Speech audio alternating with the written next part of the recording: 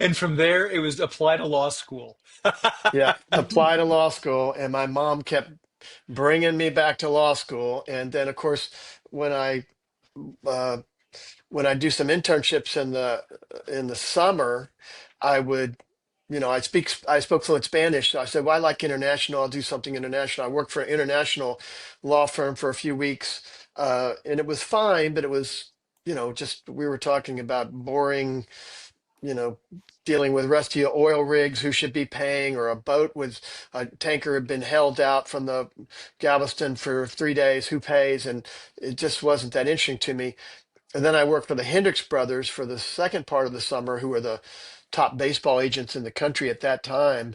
And that was interesting because I spoke Spanish, I got a lot of opportunities to negotiate contracts and to work with our players who didn't speak English.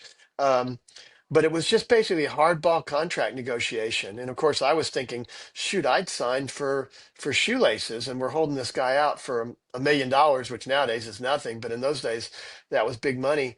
And and then at the end of the summer, I worked for 2 weeks for free as an intern for the Harris County DA's office in Houston, and I had the most fun I'd ever had in my life. It was amazing. We could talk about that for a long time, but from there, I decided I wanted to be a prosecutor and a trial lawyer, and that sort of started my journey that ultimately ended in being a U.S. attorney.